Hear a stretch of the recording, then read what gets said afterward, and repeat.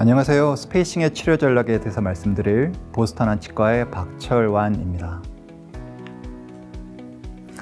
먼저 스페이싱의 원인을 살펴보고요.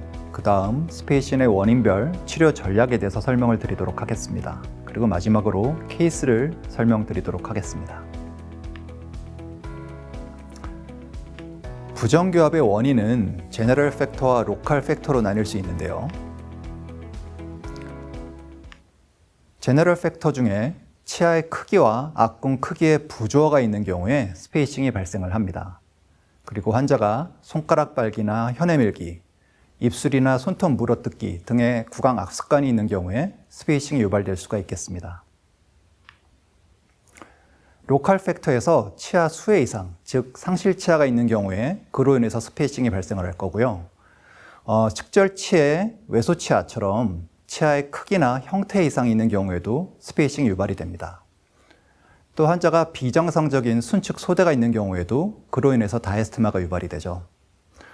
또 하나 반드시 짚고 넘어가야 될 것은 환자가 딥바이트이 있는 경우에 나이가 들면서 치주가 안 좋아지거나 구치부를 상실하게 되면은 그로 인해서 상악 전치가 순축으로 밀려나가면서 스페이싱이 유발될 수 있다는 점입니다.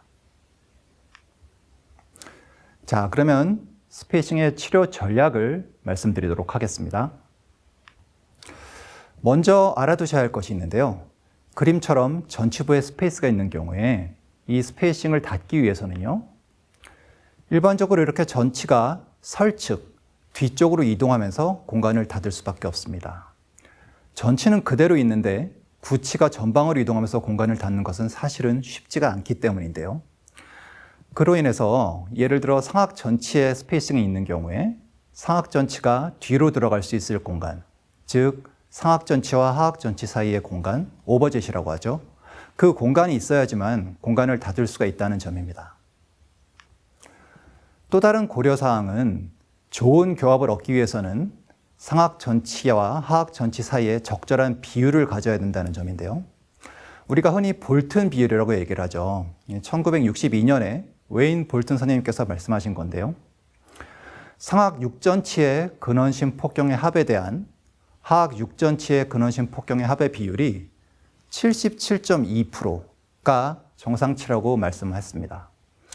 그래서 만일 이 비율이 77.2보다 크다면 그것은 하악 전치의 크기가 상악 전치에 비해서 크거나 또는 상악 전치의 크기가 하악 전치에 비해서 작다라는 의미로 해석될 수 있고요.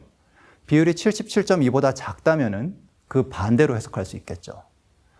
이 비율이 맞아야지만 좋은 전치 교합을 얻을 수 있다는 점입니다.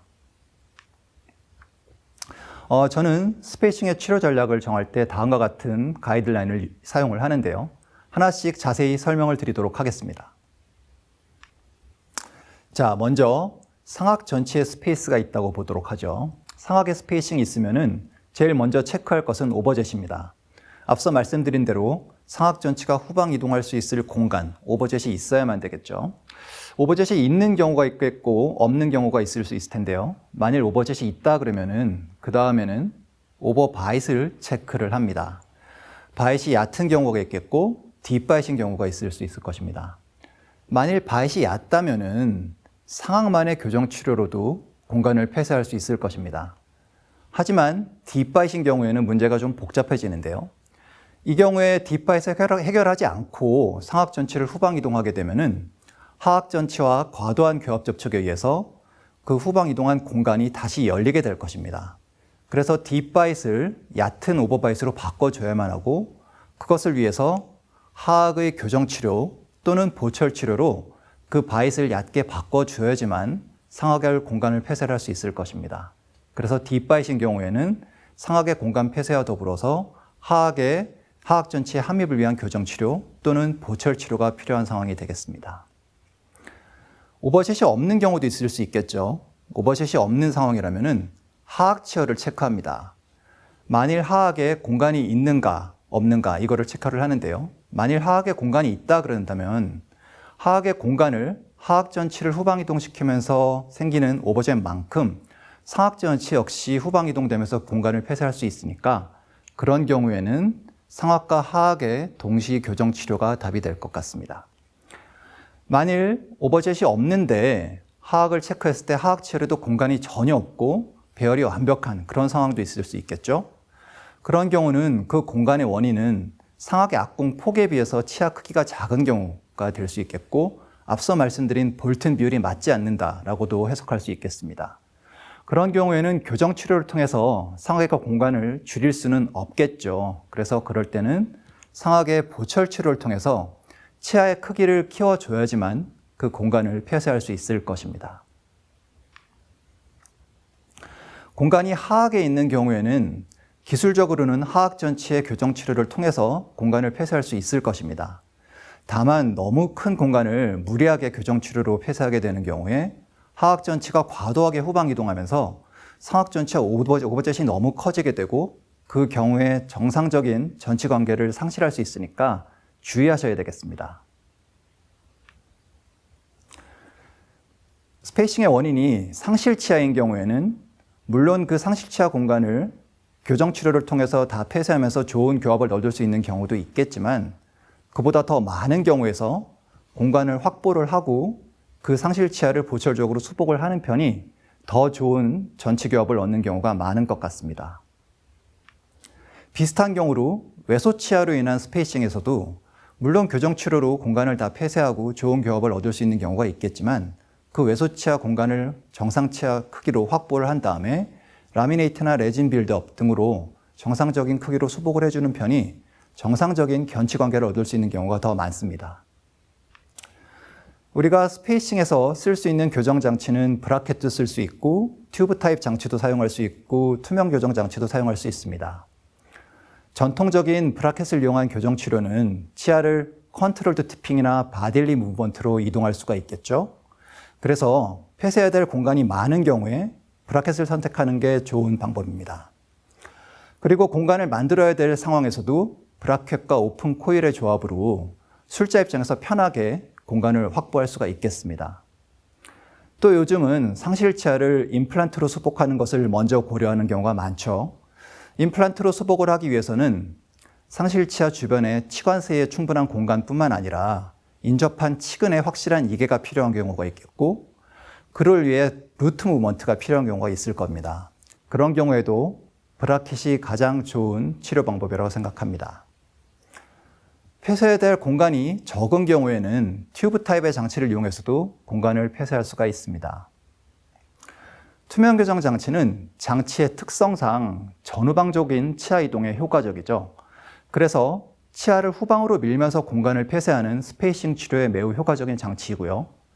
특히 치주 문제가 있는 환자에서 이 셋업 양을 조절해서 적절한 힘으로 효과적으로 공간을 폐쇄할 수가 있겠습니다. 이제 각각 서로 다른 접근으로 치료한 케이스를 보여드리도록 하겠습니다.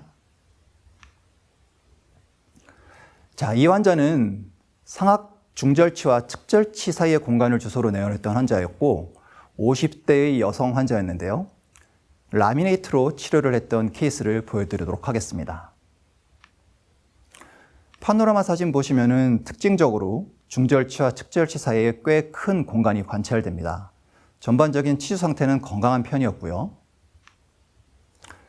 보시다시피 중절치와 측절치 사이에 꽤 큰 공간이 눈에 띕니다.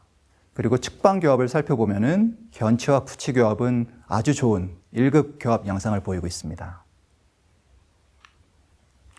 자, 이 환자를 어떻게 치료해야 될까요? 자, 상악의 공간이 있는 케이스이고 오버젯의 유무를 살펴보았을 때 상악 치아 바로 후방에 하악 치아가 닿고 있으니까 교정적으로 이 공간을 더 줄일 수는 없는 상황으로 판단이 됩니다. 그래서 오버젯은 없는 경우로 판단이 되고요.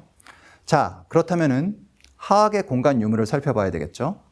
자, 하악의 공간이 전혀 없고 또 견치와 구치 교합 역시 아주 좋은 그런 좋은 교합을 보이기는 환자입니다. 그렇다면 이 환자의 치료는 교정적으로는 치료할 수가 없고 상악의 보철적인 치료로 공간을 메꿀 수밖에 없다는 결론을 내릴 수밖에 없습니다.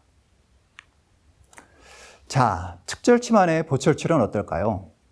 보시다시피 측절치 하나만의 보철 치료로 공간을 메꾸기 위해서는 12번 같은 경우에는 거의 11번과 같은 사이즈의 측절치가 되어야 하고 22번 같은 경우에는 21번보다도 더 큰 치아가 들어가야 되기 때문에 측절치 하나만의 보철 치료는 답이 아님을 판단할 수 있었습니다. 자, 그렇다면 중절치와 측절치의 보철은 어떨까요? 여기서 이 중절치의 사이즈를 보시면은 이미 치아의 길이에 비해서 폭이 좁지가 않습니다. 여기서 중절치의 폭을 더 키우게 된다면 치아가 너무 넓어지게 될 것이기 때문에 중절치의 사이즈는 여기서 더 키울 수가 없는 것으로 판단이 됩니다. 자, 그럼 어떻게 해야 될까요? 진단 왁스업을 통해서 저는 측절치는 정상적인 크기의 측절치로 수복을 해주고 그리고 남는 공간은 견치 근심에 몰아서 그쪽에 파셜 라미네이트로 치료를 하는 것을 계획을 세웠습니다. 그리고 환자의 대부분의 공간이 중절치와 측절치에 집중되어 있었기 때문에 이 공간을 측절치의 근심과 원심으로 배분을 해야 되는 상황이었고 그를 위해서 측절치를 조금 근심으로 이동시키는 교정 치료를 시작을 했습니다. 먼저 016 나이타이로 레벨링을 한 다음에 016 SS상에서 오픈 코일 스프링으로 측절치를 근심으로 이동을 시켰습니다. 교환면에서 보시면은 구치부에는 이렇게 019 사이즈의 트위스트 플렉스 와이어를 붙여주어서 이미 좋은 구치부 교합은 바뀌지 않도록 노력을 하였습니다. 교정 치료 이후에 픽스드 리테이너를 장착한 모습이고요. 교정 치료 이후에 라미네이트로 치료를 완료한 모습입니다. 측절치의 라미네이트, 그리고 남은 공간은 견치 근심의 파셜 라미네이트로 수복을 하였습니다. 정면에서 봤을 때 중절치와 측절치의 크기 비율이 적당해서 심미적인 모습을 보여주고 있습니다. 물론 견치의 크기가 커질 수밖에 없지만 정면에서 보았을 때는 심미적으로 별다른 문제가 없었습니다. 그리고 사진에서 보시다시피 이렇게 라미네이트가 예정된 경우에는 교정치료 이후에 픽스드 리테이너를 사진에서 보시다시피 구불구불한 형태로 접어서 붙여주게 되면은 차후에 쓸 라미네이트의 인상이나 접착 과정에서 방해가 되지 않는 장점이 있겠습니다. 치료 전 후의 모습을 보여드리고 있습니다. 다음 환자는 상악과 하악 전치의 공간을 주소로 내원한 40대 환자였는데요. 이 환자에서는 상악과 하악의 교정 치료로 공간을 폐쇄한 케이스가 되겠습니다.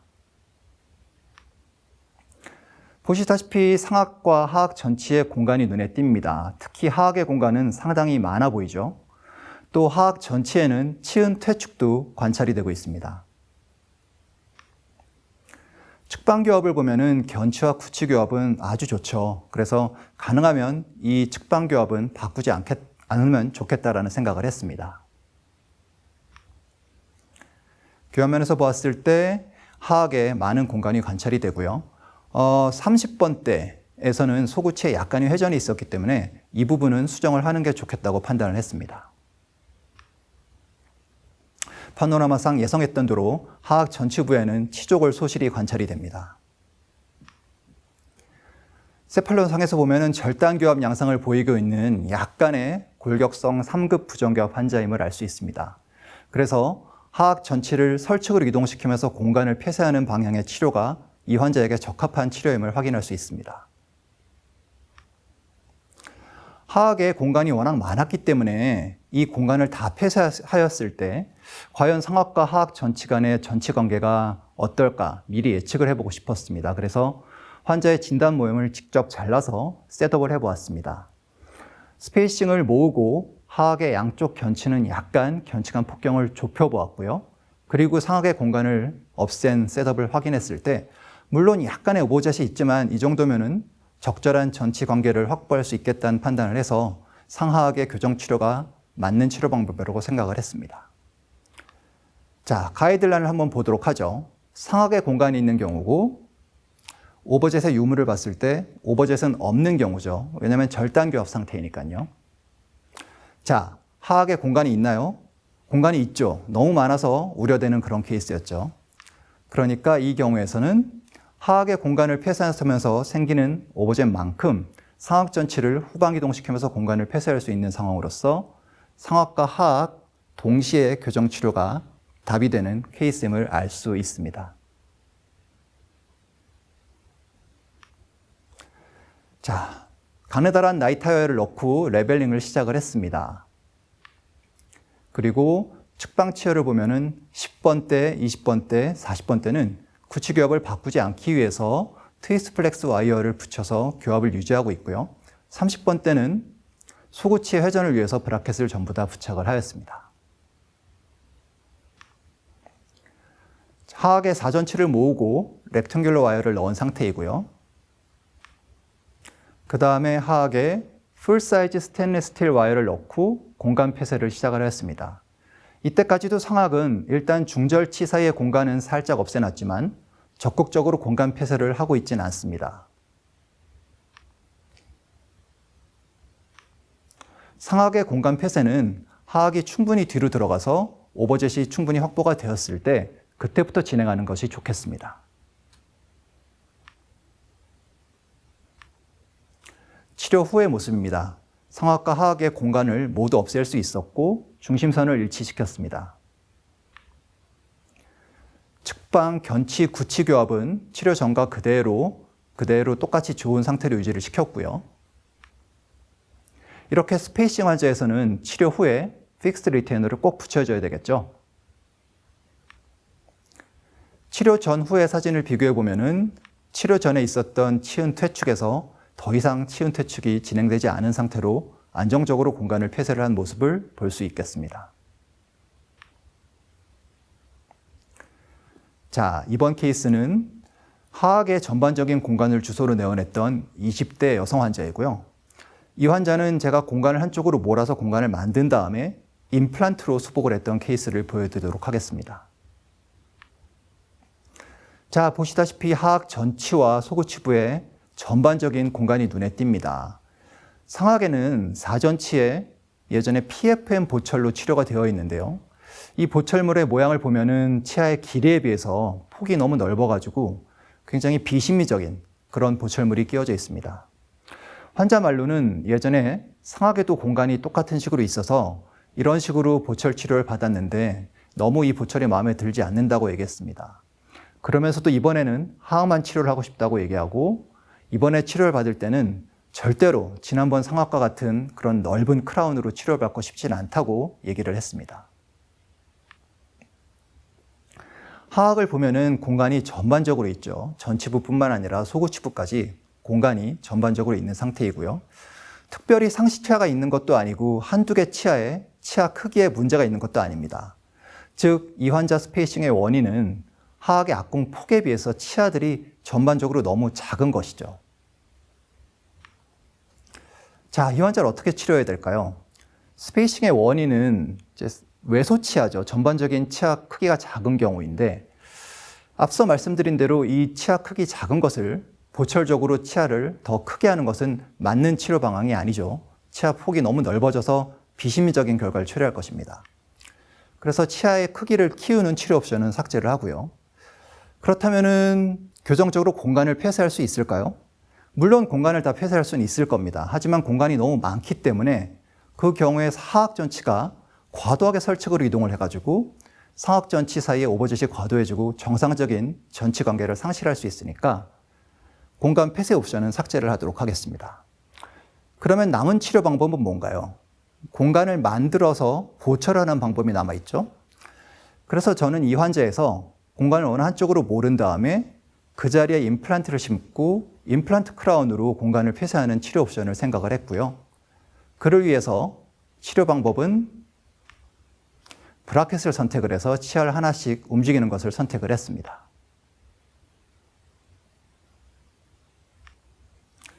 환자의 치료 전 중심선을 한번 보면은요, 상악에 비해서 하악이 우측으로 치우쳐져 있습니다. 그래서 이 하악 치아들을 전체적으로 좌측으로 옮긴 다음에 여기 43번과 44번 사이의 공간을 만들고 이 자리에 임플란트를 심고 임플란트 크라운으로 남은 공간을 폐쇄하기로 하였습니다. 즉, 치아의 크기가 하나 더 늘어나는 것이 되겠죠. 계획했던 대로 치아들을 하나씩 왼쪽으로 보내고 공간을 43번과 44번 사이에 만들었습니다.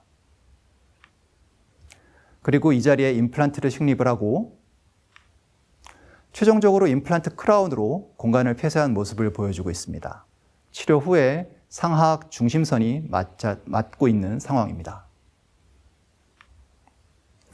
치료 후에 파노라마 사진을 보면은 임플란트의 픽스처와 크라운 크기가 인접체와 그렇게 큰 위화감이 없어 보이죠. 이때 식립했던 임플란트가 직경 3mm의 임플란트입니다. 임플란트 사이즈가 너무 작다라고 생각하실 수도 있겠지만 인접치아의 크기와 큰 차이가 없는 걸로 미뤄보아 환자의 치아 크기가 얼마나 작았던지 미뤄 짐작할 수 있는 케이스가 되겠습니다.